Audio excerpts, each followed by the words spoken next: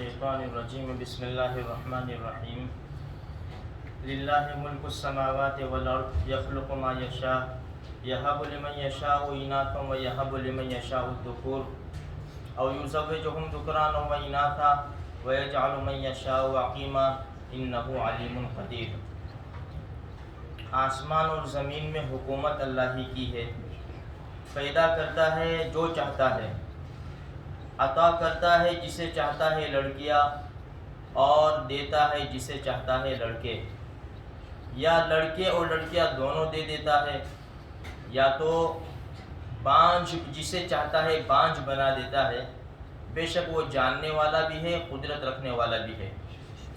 دیکھو یہ آیت کا جو شروع ہے ایک بڑے زبردست الفاظ سے اس کو شروع کیا ہے، للہ ملک السماوات والارض، آسمان اور زمین میں اللہ ہی کی حکومت ہے۔ یخلق ما یشاء، جو چاہتا ہے پیدا کرتا ہے۔ آج ہماری آنکھوں کے سامنے زبردست چیزیں ہیں، کائنات میں کتنی چیزیں ہیں، جہاں نظر اٹھاؤ وہاں اللہ کی پیدا کردہ چیز نظر آتی ہے۔ اوپر اٹھاؤ تو آسمان، اور آسمان بھی اللہ نے کیسا بنایا اور دعویٰ کیا، آسمان بنا کر دعویٰ کیا اللہ پاک نے، وَجَعَلْنَا السَّمَاءَ سَقْفًا مَحْفُوظًا، ہم نے محفوظ چھت بنایا اس کو۔ زلزلے آتے ہیں، اپنے کروڑوں روپے کی چھت چھوڑ کے انسان آسمان کی چھت کے نیچے چلا جائے گا کہ میری چھت کا کوئی بھروسہ نہیں ہے، اللہ کی چھت کا پورا پورا بھروسہ ہے۔ اسی لیے قرآن کریم نے ایک جگہ سورہ ملک میں الذی خلق سبع سماوات طباقا، پے در پہ 7 آسمان بنائے اللہ کے رائے، سورہ ملک میں تبارک میں،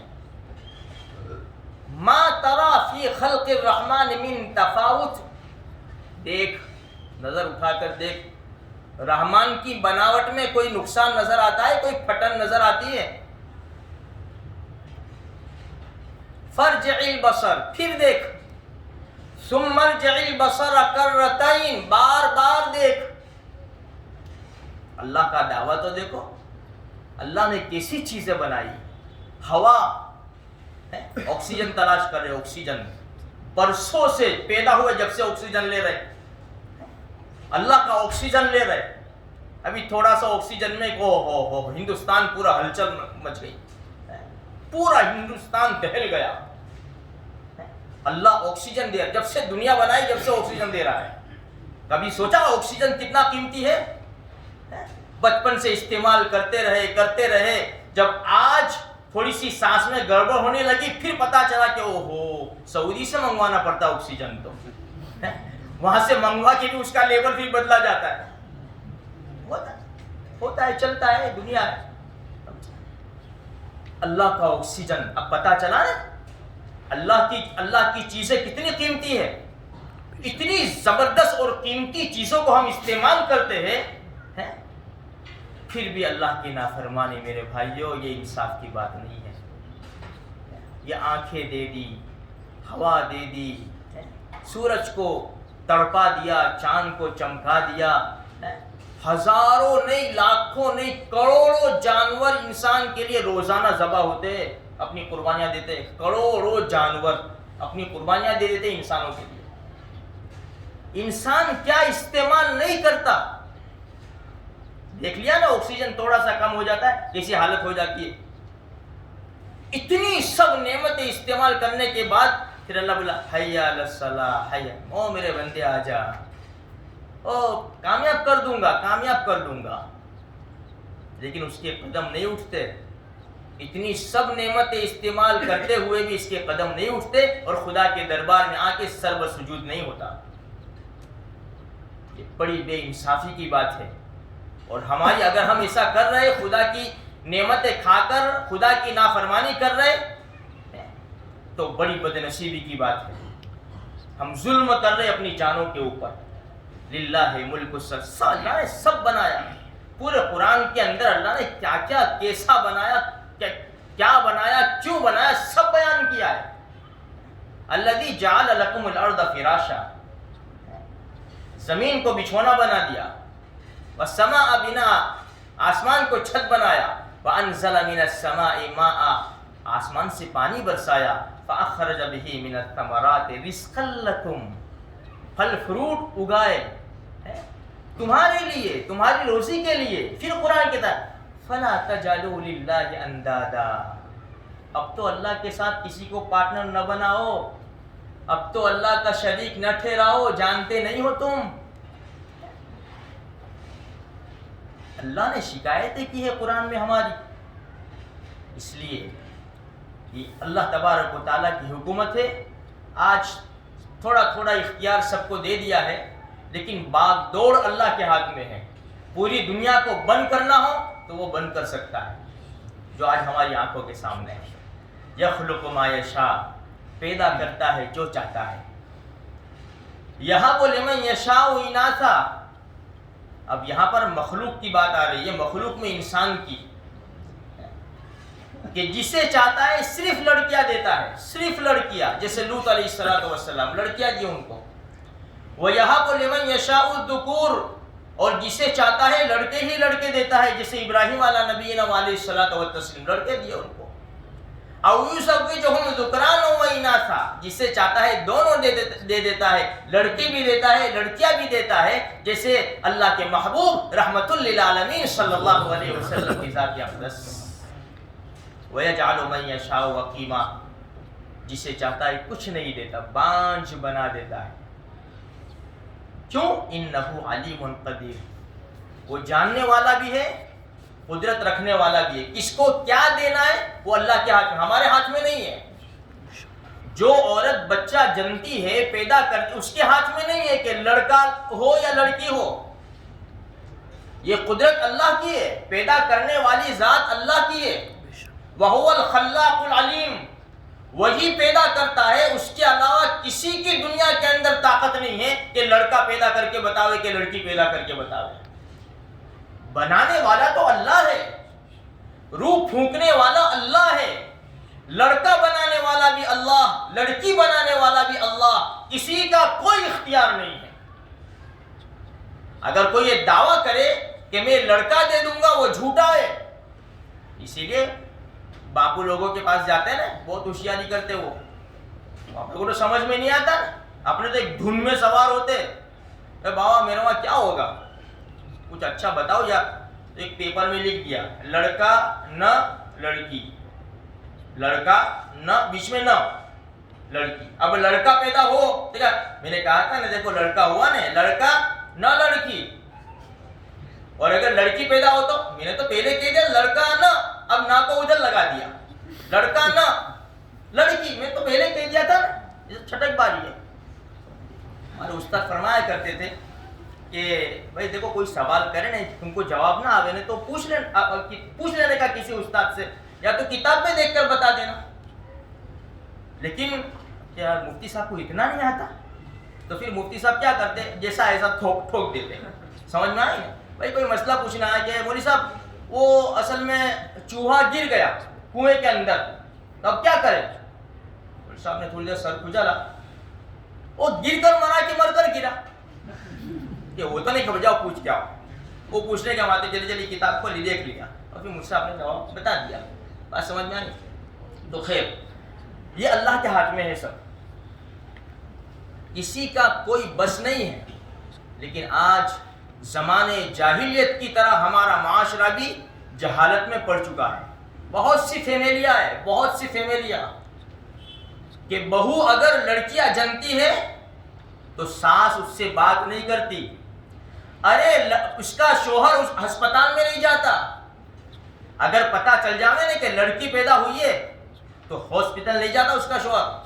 قرآن کریم کے 14ویں پارے میں اللہ نے یہی فرمایا ہے، وَإِذَا بُشِّرَ أَحَدُهُمْ بِالْأُنثَىٰ ظَلَّ وَجْهُهُ مُسْوَدًّا وَهُوَ كَظِيمٌ. جب لڑکی کو خوشخبری دی جاتی کہ تیرے گھر لڑکی پیدا ہوئی تو چہرہ کالا پڑ جاتا، چہرہ جھک جاتا اور اندر ہی اندر گھونٹنے لگتا کہ یہ کیا ہو گیا، یہ کیا ہو گیا، لڑکی پیدا ہوئی. ایسے قصے سنے ہیں جب عورت پریگننٹ ہوتی ہے اور اپنے گھر جاتی ہے نا ڈیلیوری کے لیے، تو ساس کیا کہتے خبر ہے، لڑکی لے کے آئی ہو تو گھسنے دوں گی، یہ تو گھسنے نہیں دوں گی گھر میں. یہ سچے واقعات ہیں، غلط نہیں ہے، ہمارے معاشرے میں چل رہا ہے. تو تم نے اللہ اس کو بنا لیا.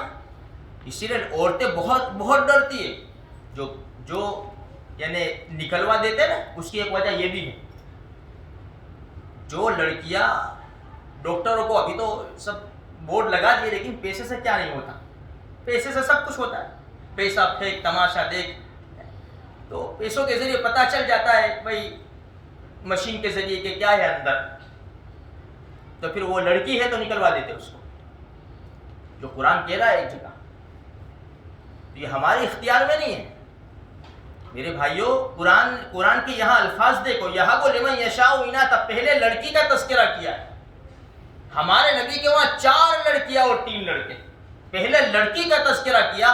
مفسرین کرام نے لکھا ہے کہ وجہ یہ ہے کہ لڑکی میں برکت ہے۔ زمانے جاہلیت میں جو زندہ درگور کر دیتے تھے لڑکی کو، اس کی سب سے بڑی وجہ یہ تھی کہ ہمارا کوئی داماد بنے، ہمارا کوئی جمائی بنے، سب سے بڑی وجہ ہے۔ حالانکہ یہ خود نہیں سمجھتے تھے کہ ہم بھی تو کسی کے جمائی ہیں، زندہ درگور کر دیتے تھے۔ قیس ابن عاصم رضی اللہ تعالیٰ عنہ جب ایمان لے آئے، اللہ کے رسول صلی اللہ علیہ وسلم کو انہوں نے شکایت کی، یعنی اپنا واقعہ بیان کیا، اللہ کے رسول میں نے زمانے جاہلیت میں 8 یا 12 لڑکیاں زندہ دفن کر دی۔ لڑکی پیدا ہوتی، پورے عرب کے اندر یہ دستور نہیں تھا، ہم اس کے پورے عرب، بعض خاندانوں میں یہ دستور تھا کہ لڑکیاں پیدا ہوتی تو اس کو زندہ دفن کر دیتے تھے، اس کو بڑھنے ہی نہیں دیتے تھے، کہ میں نے 8 یا 12 لڑکیوں کو زندہ دفن کر دیا ہے۔ ہمارے نبی نے فرمایا ہر ایک کے بدلے میں غلام آزاد کر، فرمایا اصل غلام والا نہیں ہوں، اونٹ والا ہوں۔ فرمایا کہ لڑکیاں، تو نے جتنی لڑکیاں زندہ دفن کیے، ہر ایک کی گنتی کے بدلے میں ایک اونٹ دے دے، غریبوں کو دے دے، ایک اونٹ صدقہ کر دے، کیونکہ وہ ایمان لے آئے۔ یہ ایمان لانے سے پہلے کا واقعہ ہے، اس لیے اللہ تبارک و تعالیٰ نے ایمان کی برکت سے ان کے سارے گناہ معاف کر دیے۔ لیکن ہم تو ایمان والے ہیں، ہم تو ایمان والے ہیں، اسی لیے دیکھو ایک مسئلہ یاد رکھو میرے بھائیوں، سب سے پہلے تو یہ یقین جما لو کہ اولاد دینے والی ذات اللہ کی ہے۔ اللہ جو بھی دے، لڑکا دے یا لڑکی دے، ہمیں کوئی اختیار نہیں ہے، دعا کر سکتے یا اللہ جو مجھے یہ تمنا ہے، پھر جو تیرے اختیار میں ہے، جو تو دینا چاہے وہ تو دے سکتا ہے، اس لیے کہ تو علیم قدیر ہے، جاننے والا بھی ہے، قدرت والا بھی ہے۔ ہم ایسا نہیں کہ بھائی لڑکی سے منہ بسور کر لڑکے کے ہی تمنا کرے کہ بس لڑکا ہی ہونا چاہیے اور میری عورت لڑکے جنے، لڑکی نہ جنے، یہ تو کسی کے اختیار میں نہیں ہے، یہ تو ہمارے ایمان کی بے حد کمزوری ہے کہ ہم لڑکی سے کہہ رہے ہیں کہ اب لڑکا ہونا چاہیے، اس کے اختیار میں تھوڑی ہے، وہ تو اللہ بنا رہا ہے اندر۔ اسی لیے فرمایا کہ بچہ ماں کے پیٹ میں جب 4 مہینے ہو جاتے، اس کی پوری جسم کی بناوٹ ہو جاتی ہے اور روح بھی بڑھ جاتی ہے۔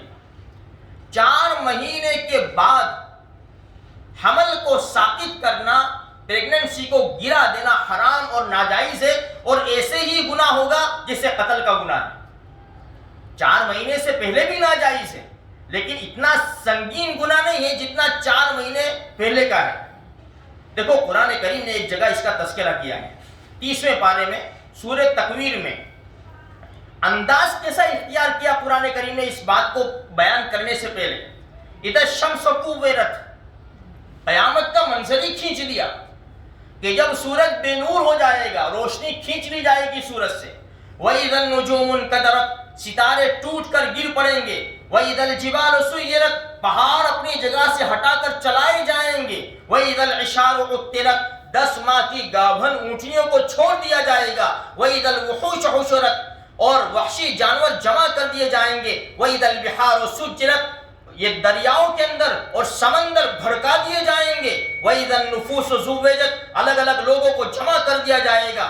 یہ کہنے کے بعد قرآن کہتا ہے وَإِذَا الْمَوْءُودَةُ سُئِلَتْ بِأَيِّ ذَنبٍ قُتِلَتْ، زندہ دفن کی ہوئی لڑکی کو پوچھا جائے گا، اس کو پوچھا جائے گا بِأَيِّ ذَنبٍ قُتِلَتْ، کون سے گناہ میں تجھے مار دیا گیا۔ جب اسے پوچھا جائے گا تو مارنے والے کا حال کیا ہوگا؟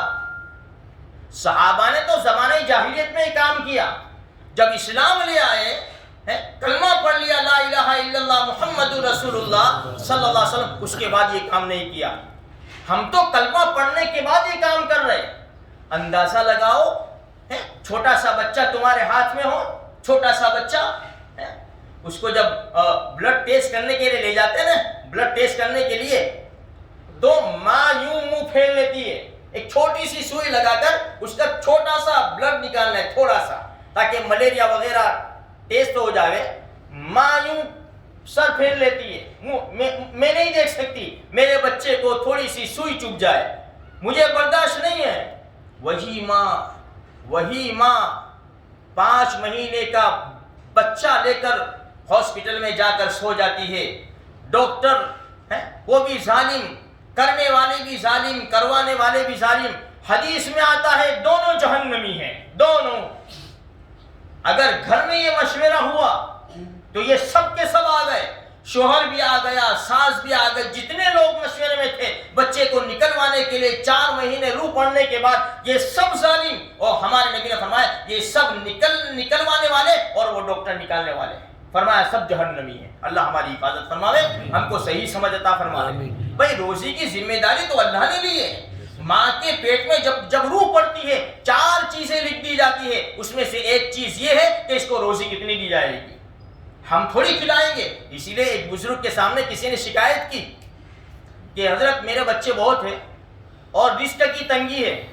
فرمایا کہ بھائی جن بچوں کی روزی تیرے ذمے ہے نا، تیرے ذمے، ان کو باہر نکال دیں، اور جن بچوں کی روزی اللہ کے ذمے ہے نا ان کو گھر میں رکھ. وما من دابۃ فی الارض الا علی اللہ رزقها. زمین میں جتنے بھی جاندار ہیں سب کی روزی کی ذمہ داری کس نے لی ہے میرے بھائیو؟ اللہ نے لی ہے. اللہ ہی ہمیں روزی پہنچاتا ہے اور وہی پہنچائے گا. اللہ لطیف بعبادہ یرزق من یشاء. اللہ اپنے بندوں کے اوپر بڑا مہربان ہے، جسے چاہتا ہے روزی دیتا ہے. ان اللہ هو الرزاق ذو القوۃ المتین. ایک چھوٹا سا عمل بیچ میں بتا دوں میں آپ کو. فجر کی اذان ہو جائے، فجر کی اذان ہو جائے تو سنت پڑھ لو. گھر میں سنت پڑھ لی.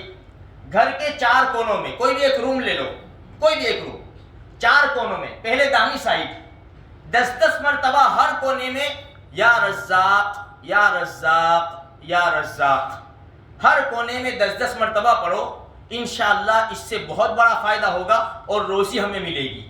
اور دوسرا عمل یہ ہے کہ مغرب کے بعد سورہ واقعہ جو 27ویں پارے میں ہے، سورہ رحمان کے بعد ہے، نبی کریم صلی اللہ علیہ وسلم نے فرمایا جس گھر کے اندر رات کو سورہ واقعہ پڑھی جائے گی وہ گھر میں کبھی فاقہ نہیں آئے گا. مغرب بعد سے سونے تک پڑھو، کوئی حرج کی بات نہیں ہے. تو خیر میں کہہ رہا تھا روزی کی ذمہ داری اللہ کے پاس ہے. ہم نہیں پالتے بچوں کو. تو آج 5 مہینے کا بچہ لے کر عورت سو جاتی ہے. یہ ڈاکٹر لوگ چھوٹی مشین، چھوٹی چھریاں، چھوٹے چاقو، چھوٹے نوکدار آلے ہیں، زبردست تیار کرتے ہیں. پھر اندازہ تو لگاؤ، ہم اپنے گود میں اپنے بچے کو ذبح کرتے دیکھ سکتے ہیں. کوئی ادھر سے چھری مارے، کوئی ادھر سے مارے، کوئی ادھر سے مارے، کوئی ادھر سے مارے، کئی آنکھ میں لگ جاوے، کئی ناک میں گھس جاوے، کئی زبان کے اندر حلق میں چلا جاوے. کوئی چھری حلق میں، کوئی زبان کاٹ دے، کوئی کان کاٹ دے، کوئی کان کے سوراخ میں چلے جاوے، کوئی کہاں گھس رہا ہے. وہی ہوتا ہے ماں کے پیٹ میں بچے کے ساتھ، ماں کے پیٹ کے اندر وہی ہوتا ہے. وہ مشین جب ڈالے جاتے ہیں اور اس کو گھمایا جاتا ہے، اور چھریاں لگتی ہوگی بچے کے جسم کے اندر. کوئی چھری آنکھ میں لگی ہے، کوئی چھری کان میں لگی ہے، کوئی چھری ناک میں گھس گئی، کوئی چھری تالو تک چلی گئی. بچہ کیسا چیخ و پکار کرتا ہوگا. اور یہ آدھا گھنٹے کے بعد خوشی گھر آ جاتے ہیں. ایک لہر دوڑ جاتی ہے، چلو معاملہ ختم ہو گیا.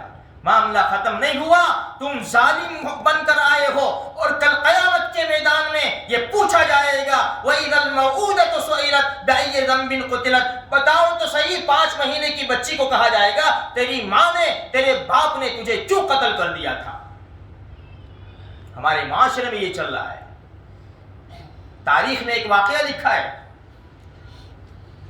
ایک آدمی نے شادی کی اور اس کی بیٹی ہوئی، دوسری بھی بیٹی ہوئی، تیسری بھی بیٹی ہوئی، چوتھی بھی، 6 بیٹیاں ہو گئی، 6 بیٹیاں. اس نے کہا، اب سوچا، عورت سے کہا اگر 7ویں بیٹی ہوئی تو تجھے طلاق دے دوں گا. میں طلاق دیکھو یہ مسائل بھی بڑے عجیب ہیں. اگر یہ کہتا نا کہ اگر 7ویں بیٹی ہوئی تو تجھے طلاق، تو 7ویں بیٹی ہوتے ہی طلاق ہو جاتی. لیکن یہ کہا کہ 7ویں بیٹی ہوگی تو میں تجھے طلاق دے دوں گا. تو جب طلاق دے گا تو طلاق پڑے گی، نہیں دے گا تو نہیں پڑے گی. طلاق کے بڑے مسائل ہیں، اس لیے طلاق کو بیچ میں نہ لاؤ. کسی بھی معاملے میں طلاق سے بہت دور رہو، ورنہ گھر ٹوٹ جائیں گے، بچے بے سہارا ہو جائیں گے، وہ ان پڑھ رہ جائیں گے، نہ ان کو ماں کا پیار مل سکے گا نہ باپ کا پیار مل سکے گا. اپنے معاشرے سے یہ طلاق کو دور کرو، جھگڑوں کو ختم کرو، محبتیں پیدا کرو، معاف کرنا سیکھو. سہ جاؤ، پی جاؤ، کسی ایک دوسرے کو بڑا بنا دے، ہمارے جھگڑے ختم ہو جائیں گے، سارے جھگڑے ختم ہو جائیں گے. تو اس نے کہا اگر 7ویں بیٹی ہوئی تو میں طلاق دے دوں گا. بس یہی چکر میں رہا. رات کو سویا، خواب دیکھا کہ قیامت کا منظر برپا ہے، آسمان زمین سارے ٹوٹ کر فنا ہو گئے ہیں اور حشر کا میدان قائم ہے. لوگوں کی قبریں پھٹ رہی ہے اور قبروں سے مٹی جھاڑتے ہوئے لوگ حشر کے میدان میں جمع ہوئے. مجھے بھی جمع کیا گیا، میرے اعمال نامے تولے گئے. اوہو، تو میرے تو گناہ بڑھ گئے. میرے بارے میں فیصلہ ہو گیا اسے جہنم میں لے جاؤ. جہنم کے 7 دروازے ہیں اور جنت کے 8 دروازے ہیں. فرشتے مجھے لے جا کر جہنم میں داخل کرنے کے لیے چلے. جب جہنم کے پہلے دروازے پر گئے تو پہلی بیٹی میری وہاں کھڑی ہوئی تھی. اوہو میرے ابو، کبھی نہیں ہو سکتا میں اپنے باپ کو جہنم کی آگ میں کبھی نہیں جانے دے سکتی. فرشتے وہاں سے لے کر دوسرے دروازے پر گئے تو دوسری بچی کھڑی تھی. میرا ابو جہنم میں؟ نہیں، یہ تو کبھی نہیں ہو سکتا کہ میرا باپ میری آنکھوں کے سامنے جہنم کی آگ میں جلے. تیسرے دروازے پر تو تیسری بیٹی، چوتھے دروازے پر چوتھی بیٹی، 5ویں دروازے پر 5ویں بیٹی، 6ٹھے دروازے پر 6ٹھی بیٹی. اب فرشتے 6ٹھے دروازے سے جب آگے لے جانے لگے تو اس نے سوچا کہ میری تو خواب ہے، یہ خواب، میری تو 6 بیٹیاں ہیں اور جہنم کے 7 دروازے. اب 7ویں دروازے پر تو کوئی نہیں ہے، یقیناً مجھے جہنم کی آگ میں پھینک دیا جائے گا. ایسے میں گھبراہٹ سے آنکھ کھلی، پسینہ پورا بدن کانپ رہا تھا. اسی وقت ہاتھ اٹھا دیے، اے اللہ 7ویں بھی بیٹی نصیب فرما دے. یہ اللہ کی قدرت ہے میرے بھائیوں. آج ہمارے معاشرے کے اندر لڑکا پیدا ہوتا ہے، بڑی خوشی منائی جائے، منع کوئی بات نہیں، جائز ہے، خوشی، بڑی خوشی منائے. اپنے گھر سامنے سے فون کریں گے، اپنے گھر لڑکا ہوا بھائی پارٹی، ارے تو کہے ماں، سمجھے نا. پھر جلیبی نہیں، پھر پینڈا آئیں گے، بہترین قسم کی مٹھائی آئے گی. اور اگر لڑکی آئی نا تو ہمارا حال کیا ہے پتہ ہے؟ سامنے سے فون آئیں گے، یا تو فون کریں گے اپنے وہاں لڑکی آئی ہے، سامنے والا بھی نہیں کہے گا پارٹی کا، وہ بھی سمجھتا ہے کیونکہ یہ سب ایک ہی لائن میں ہے تو سمجھ میں، وہ بھی سامنے سے نہیں کہے گا پارٹی کا. اب یہ پینڈے نہیں بانٹے گا، اب یہ جلیبی بانٹے گا، وہ بھی لوگوں سے منہ چھپانے کے لیے. اس کا بس چلے تو کچھ بھی نہ بانٹے، پھر جائے گا ہاسپٹل میں، اچھا کیسا ہے، کوئی چہرے پہ کسی قسم کی کوئی خوشی نہیں. بچے کو یوں دیکھ لیا، اچھا چلو ٹھیک ہے، چلو تیری ماں کے گھر چلے جائیے. بھلا یہ ہمارے حال ہے. یہ ہمارا ایمان ہے میرے بھائی، یہ ہمارا ایمان ہے. قرآن کہہ رہا ہے، قرآن یہ تو اللہ کی دین ہے، جسے چاہے جو دے دے. ہم اس کو پالنے والے نہیں ہیں. آج ہمارا نوجوان اتنا اچھا کماتا ہے ماشاءاللہ ہے، دو بچے بس، ہمیں بھی ہمارا بیوہ، وہ لوگوں کی آ گئی ہمارے اندر بھی، وہ لوگوں کی. ہمیں بھی ہمارے باپ دادا کو نہیں دیکھتے، کچھ بھی نہیں تھا پہلے. کارخانے میں بڑی بڑی فیکٹریاں میں، بڑی بڑی دکانیں میں، کچے پکے چھوٹے مکان تھے، پوری فوج اترتی تھی، پوری ٹیم میچ کھیلنے کے لیے جانے کی ضرورت بھی نہیں پڑتی تھی، اولادی 2 ٹیم بن جاتی تھی. سمجھ میں آئے؟